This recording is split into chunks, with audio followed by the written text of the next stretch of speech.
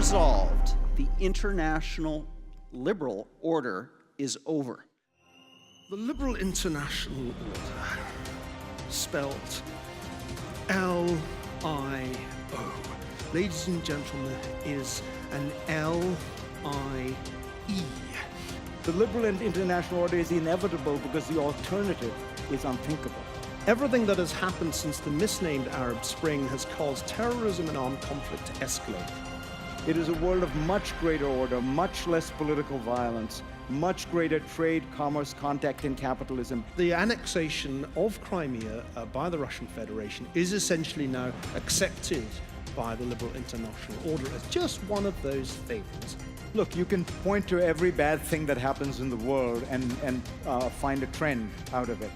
But the plural of anecdote is not data.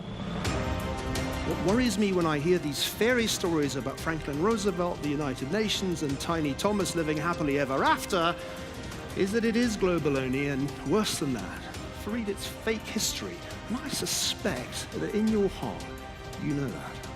It has empowered the poorest people in the world. In the last 50 years, we have taken more people out of poverty than in the preceding 500.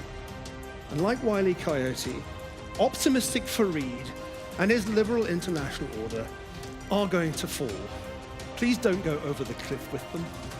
I would argue you're looking at the exception that proves the rule. But there's and a that is terrible difference. truth. There's a difference, Fareed. But this is active, ongoing history in the making. That is made, and so that is part of Britain's that's a made-up decision. story. But let me just to be clear, that's fake. As we say in it's a journalism, good story, but it's just some not stories true, are that's too all. good to check.